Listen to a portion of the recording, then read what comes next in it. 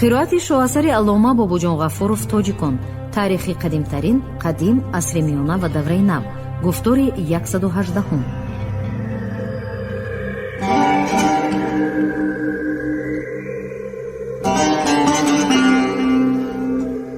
اثری تاجیکان شعله‌ای بود که به صحیفه‌های تاریک و فراموش‌گشته تاریخ ملت تاجیک روشنی انداخته پدیده‌های خودشناسی و افتخار ملی را تکمیل داد. پرزیدنت جمهوری تاجیکستان امام علی رحمان.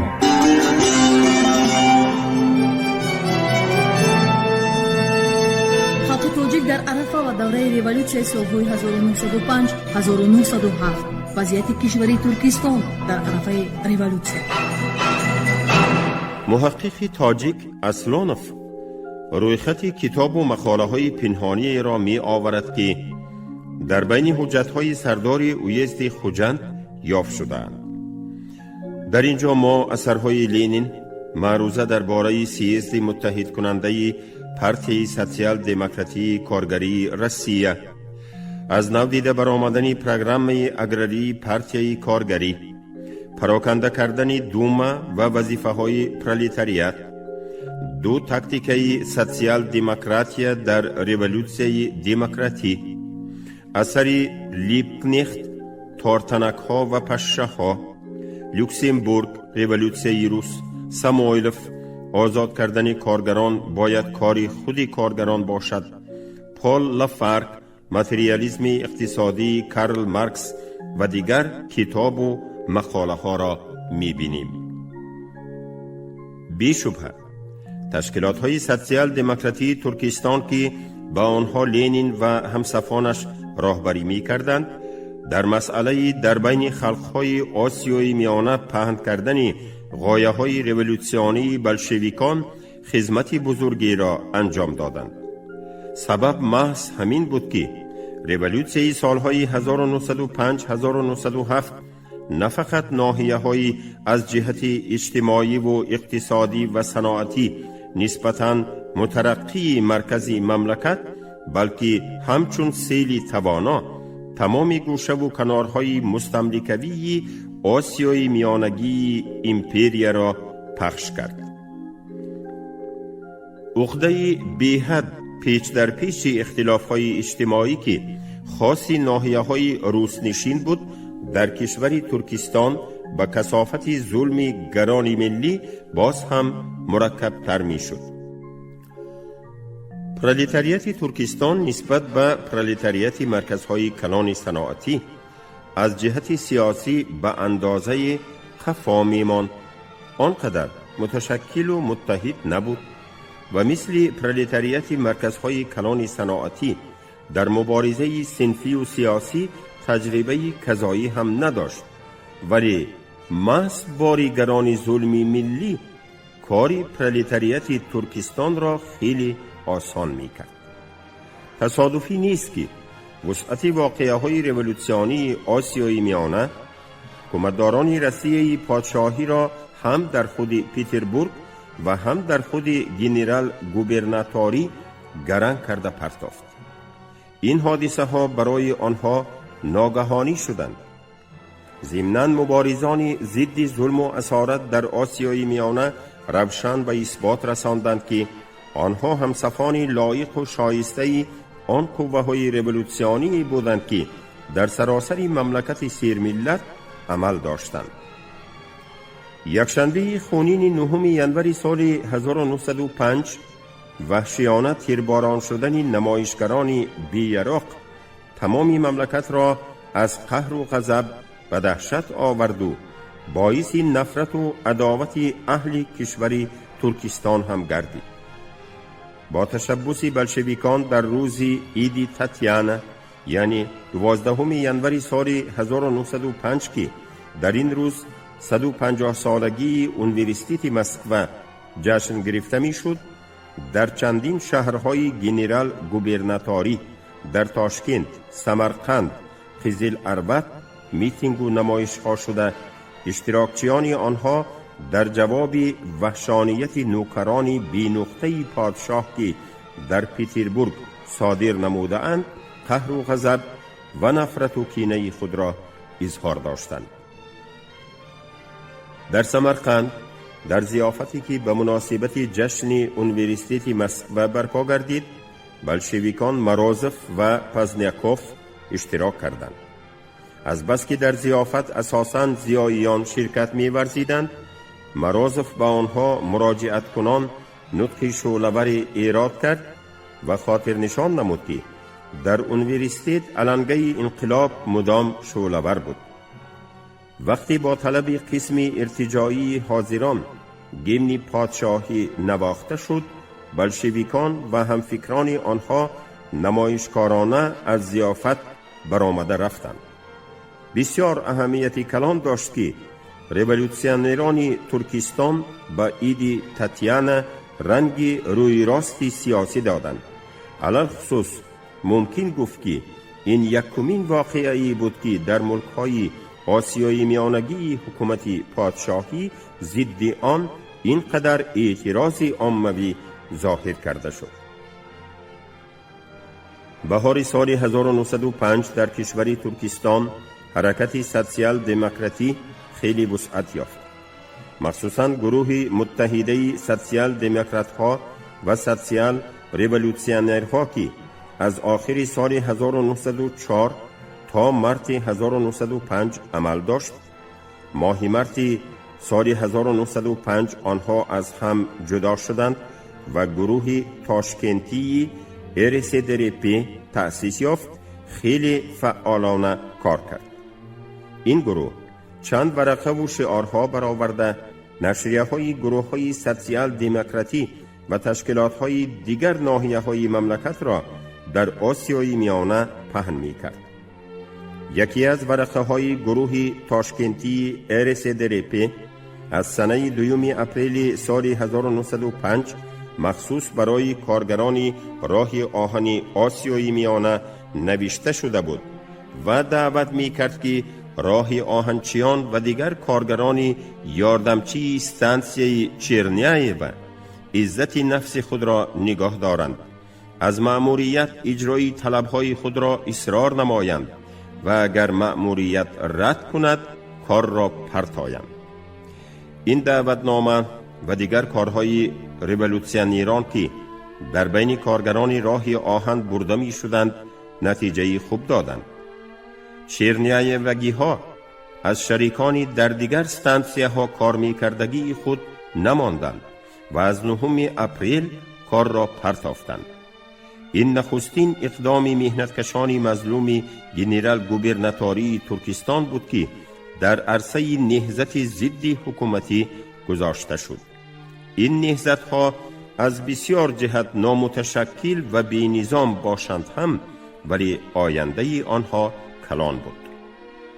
کارپرتایی های اتریاد پیشقدم پرولتاریات آسیای میانه راه آهنچیان با موج توانای شور و آشوب‌های کمبغلان دیهات که بهار سال 1905 یک باره اوج گرفته بود به هم پیچیده رفت. شور و آشوب‌های دهقانان تمام ترکستان رسیه را فرا گرفتند، اما در وادی فرغانه وسعت مخصوص داشتند. آنها ظاهراً ضد قلابی و کذابی و فریب و نیرنگ و بیدادی و خودسری ها که در وقت انتخاب کلانان دیهات روی میداد، اینچنین بر ضد تقسیمات بی انصافانه آب نگرانیده شده بودند. ماه می سال 1905 پر از جمع آمد و نمایش و کارپرتایی هایی بودند که در آنها طبقه های نوبنوی شهریان و کمبغلان دیهات، اینچنین بعض نمایندگان طبقه های میده برژوازی، سلطت های عقیده و مفکوره اشان ریولوسیونی، معلمان، ادوکات ها، انجینیرها و دیگر نمایندگان بر ریولوسیا خیرخواه ضیاییان اشتراک می کردند. تابستان سال 1905 ترکستان هم از میتینگ و نمایش های سیاسی و وسعت کارپرتایی ها مالامال بود. آبروی و اعتبار تشکیلات های سوسیال دموکراتی در بین عامه تعارف بلند می شد. آنها پیش از بیش ورقه و دعوتنامه ها چاپ می کردند. کاری تشکیلی خود را تکمیل می دادند. نمایش ها در تاشکند و سمرقند و اشخاباد و در دیگر شهرهای کشور ترکستان زیر شعارهای زنده باد آزادی، نیست باد حکومتی مطلقه می گذشت. در کارپرتایی ها وکیلان خرج، لباسدوزان و کارکنان نقلیات شهر شرکت می ورزیدند. مثلا در سمرقند قریب تمام کارکنان مؤسسه های سودا، کارخانه های چای پیچانی که اکثریت آن کارکنان از جمله ملت های محلی بودند، در کارپرتایی اشتراک کردند. حرکت اعتراض تا رفت وسعت می یافت و قشون‌های آکروگ حربی ترکستان را هم فرا گرفت. در این کار هم خدمت تشکیلات‌های سوسیال دموکراتی کلان است. بسیار دعوتنامه‌های آنها مخصوص برای سلطت‌ها نوشته شده به سلطت‌ها نام داشتند. در این دعوتنامه‌ها حق‌خوانی اثبات کرده می‌شد که حاکمیت مطلقه کپیتالیست‌ها و پمیشک‌ها برای پرولتاریات و دهقانان تمام امپریای روسیه هر قدر کثافت بار باشد، برای سلطت‌ها هم همان قدر فلاکت بار می باشد. در بعضی قسم‌های حربی کروژاک و کمیته‌های سلطت‌ها تأسیس می یافتند که زیر تأثیر سوسیال دموکرات‌ها بودند. این کروژاک و کمیته‌ها در انجام کارهای سیاسی و تربیوی بین قشون‌ها خدمتی کلان کردند.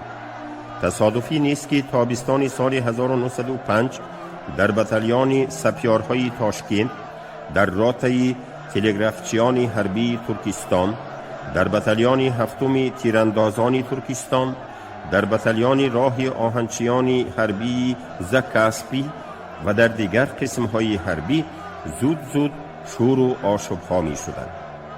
این شور و آشوب‌ها پیشخبری همان نهضت‌های قطعی بودند که من بعد بنیادی ترتیبات حکومت پادشاهی قشون‌ها را فرا گرفت.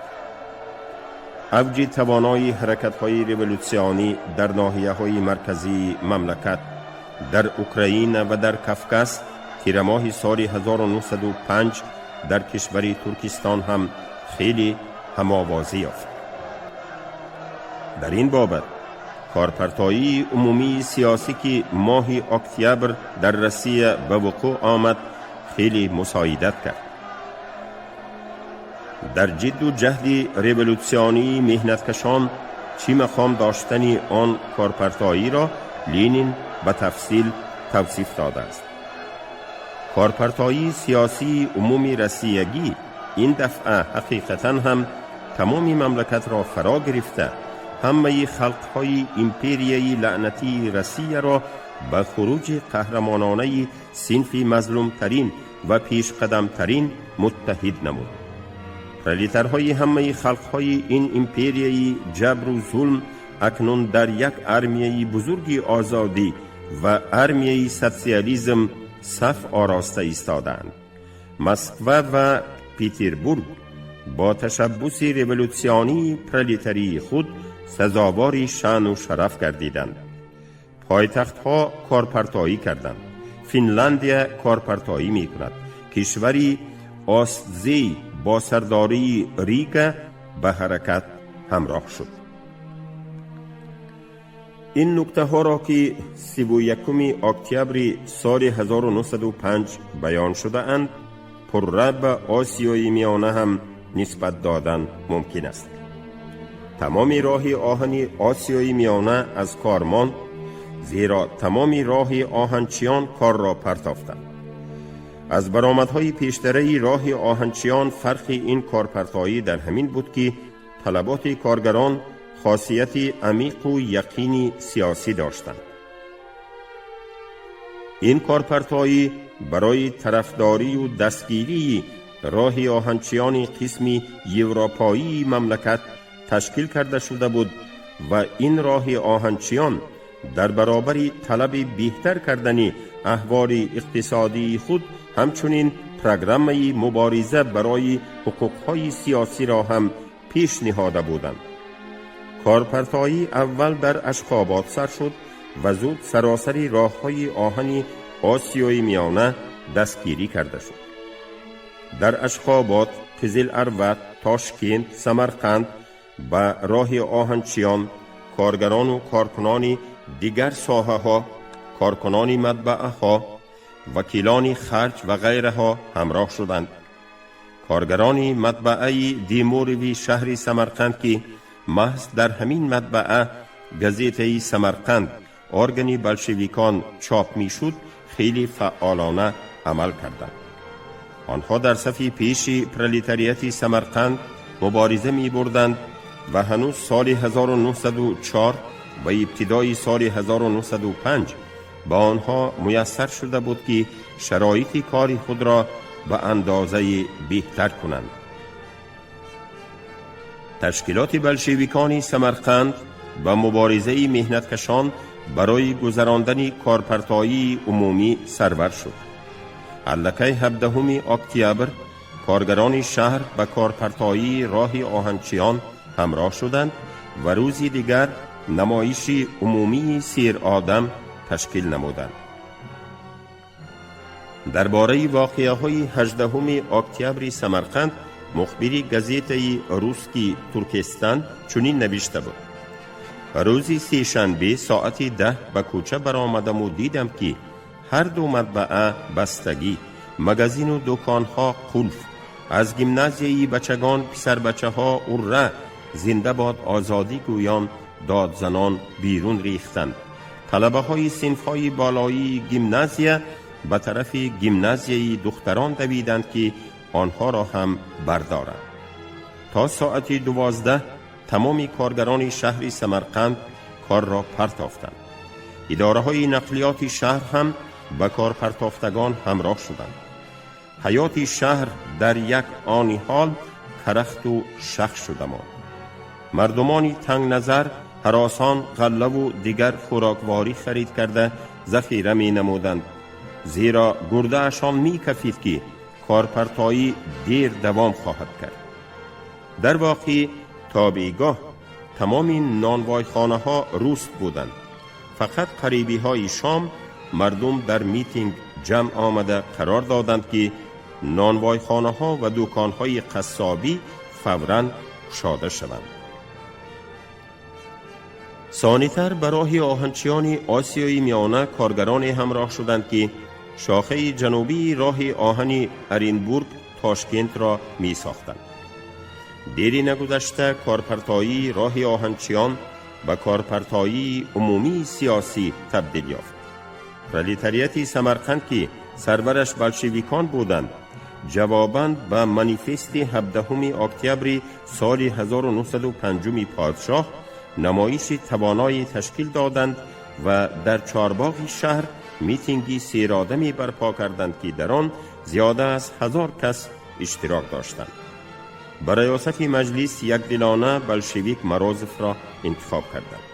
وی حاضران را دعوت نمود که احترام شهیدان را به جا آورند. حکومتداران میتینگ را به واسطه دسته کزک ها پراکنده کردنی شدند و ولی نتوانستند.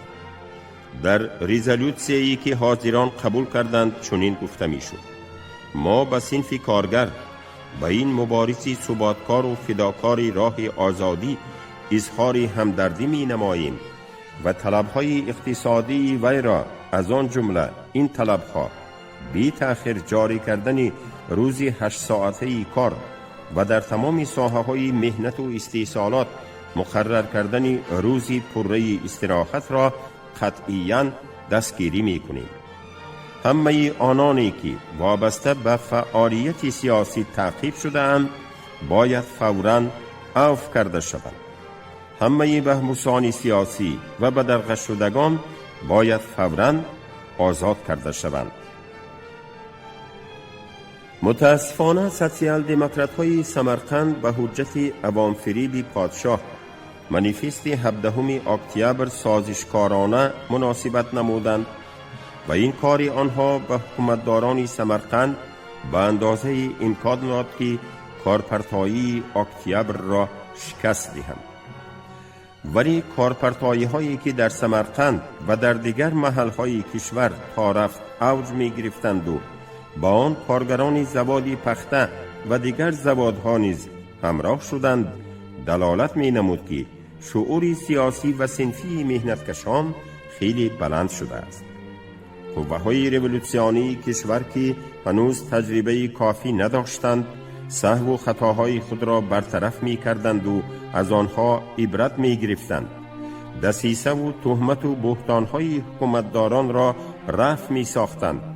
با کشاکشی ها و تراری پلیتسای ها و کزک ها مقابلت می کردند و تا رفت روشن و واضح‌تر اظهار می داشتند که قوه سیاسی گردیدند که اقتدار آن را پرره به نظر نگرفتن ممکن نیست. همین هم اهمیت اولین درجه داشت که مبارزان پیش قدم، اعضایان تشکیلات‌های سوسیال دموکراتی بلشویکی، ضرورتی به مبارزه ضد حکومت پادشاهی و ارتجاع پرستانی هم عمومی روسیه و هم محلی جلب کردن عامه ملت‌های محلی را نقص می‌فهمیدند. پیاسکوفسکی کاملا درست تاکید می‌نماید که روسکی ترکستان و سمرقند بر این ارگان‌های مطبوعات مسئله آزادی و برابری ملت‌ها، مسئله مبارزه ضد ملتچگی بورژوازی را به طور بلشویکانه پیش می‌نهادند و بارها به حمایت و محافظت خلقیت‌های مظلوم ترکستان برآمدند. مثلا گزیته روسکی ترکستان ماه دکبر سال 1905 نهضت آزادی و مردم تهجایی نام مقاله چاپ کرده در این مقاله نوشته بود: آنها یعنی نمایندگان اهالی محلی عاقبت ناخوش کارپرتایی راه آهنچیان و دیگر کارپرتایی ها را فهمیده روی راست اظهار امید می نمایند که پس از تبدلات دولتی در ناحیه دوردست ما هم ترتیبات دیگر مقرر می گردد و برابر جاری شدن این ترتیبات دهشت هلاکتباری خودسری و ظلم و اسارت و زوراوری که زاده طرز موجوده اداره است و در نهاد مردم تمام پدیده های سالم تشبث شخصی، فعالیت جمعیتی و عموماً پیشرفت مدنی را تماما سوخته و خاکستر می کند، ابدالدهر برهم خواهد خورد. از افتکار کی هاست وقتی آن رسیده است نظریه بی‌عقلانه نژادهای عالی و عامی را که موافق آن نژادی را خدا برای حاکمیت خلق کرده است و نژاد دیگر نژاد عامی را به تدریجاً نیست شدن از عرصه تاریخی بشر محکوم نموده است، به قطی اخلاق برده پرتاییم. فقط ترتیبات دولتداری ما بر این ترتیباتی که از عهده یگان اقدام ایجادی و عاقلانه برآمدن نمیتواند، توانسته است این گونه نظریه را اساس سیاست داخلی خود قرار دهد و این گونه سیاست را نسبت به مردمان شرقی و سیبیری روا بیند. ما شبهه‌ای نداریم که اهالی 6 میلیون نفره کشور ترکستان در حیات اقتصادی روسیه و دیگر مملکت‌ها مقام نمایانی را خواهد داشت، ولی این کار با کامیابی کامل به شرط جامعه عمل می پوشد که قابلیت مهنت و عموماً فعالیت اقتصادی اهالی به درجه لازمه بلند برداشته شود. این کار باشد به شرط آزادی کامل سیاسی این خلق مهنت دوست و دلصاف قابل اجرا است. گزیته سمرقند نوشته بود: زمانی که حاکمیت مطلقه با ترغیب و تشویق ریاکارانه آدم بدبینی و نزاع ملی تمام مملکت را پر از نکبت می نمود، پرولتاریات تمام ملت ها در مبارزه ضد حکومت پادشاهی متحد کردن مبارزان همه ملت ها را یگانه راهی خلاصی می شمرد. تشکیلات سوسیال دموکراتی ترکستان دعوتنامه ها، ورقه ها، خطابنامه هایی که از مرکز روسیه می گرفت در محل ها با اصول دیکتوگراف نسخه آنها را زیاد می کرد و انتشار می نمود. 9 ینوری سال 1906 در یک سالگی یک شنبه خونین در کوچه و پس کوچه ها و در و دروازه های اوراتیپه به گرجدن های اوراتیپه نام خطابنامه پیدا شد که با گیکتوگراف چاپ کرده بودند.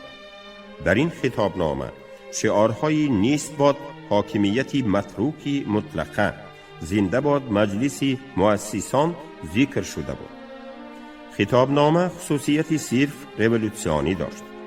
در بین اهالی اوراتیپه که شهری از جهت صناعت نسبتاً سست ترقی کرده ای بود، پنج شدن این گونه خطابنامه شهادت می‌داد که تشکیلات ریولوسیونی پنهانکار در عرفه و در دوره ریولوسیون یکم روس در بابت تشکل جهانبینی سیاسی اهالی محلی تأثیر کلان داشت. با مقصد متحد کردن همه تشکیلات‌های پرتیوی ترکستان در ماه فوریه سال 1906 یکمین کنفرانسی تشکیلات‌های سوسیال دموکراتی ترکستان دعوت کرده شده بود. کنفرانسی مذکور در خصوص تشکیل دادن اتفاق تشکیلات‌های ترکستانی پارتیای سوسیال دموکراتی روسیه قرار می‌برد. اینچنین در بابت وسعت دادن کاری بین پرولتاریات ملی محلی قرار قبول کرده می شود. در ماه سپتامبر سال 1906 کنفرانسی دومی تشکیلات‌های ترکستانی سوسیال دموکرات‌ها دوباره به این مسئله توقف کرده بار دیگر ضرورت پرزور کردن مبارزه ریولوسیونی را در بین مهنتکشان محلی تأکید نمود. این موقع بلشویکان شهادت می‌داد که آنها به مبارزه ضد حکومت پادشاهی سفربر کردن مهنتکشان تاجیک، ازبک، ترکمن، قرغیز و دیگران را نقص می‌فهمیدند. تشکیلات پرتیوی سمرقند از روی قراردادهای مذکور عمل کرده با مهنتکشان ملت محلی علاقه زیچ برقرار می‌نماید. 19 اکتبر سال 1905 تحت ریاست بلشویک مرازف مجلس کلان برپا می‌گردد. کارگران محلی نه اینکه در مجلس حاضر بودند بلکه در آن فعالانه اشتراک می‌کردند. در رزولوسیی که مجلس قبول کرده بود چنین گفته می‌شود: مجلس از روی اظهارات کارگران حاضر بوده سرتخواه، آن وقت ازبک و تاجیکان را همین طور می‌نامیدند، باباجان غفورов قرار داد که طلبات اقتصادی مردم محلی را دستگیری کنند و همه آن فرمه‌هایی را که مهنت مردم محلی را استثمار کرده می آیند سخت مذمت می کنند. خلق توجیک در عرفه و دوره ریولوسیون سالهای 1905 1907 وضعیت کشوری ترکستان در عرفه ریولوسیون.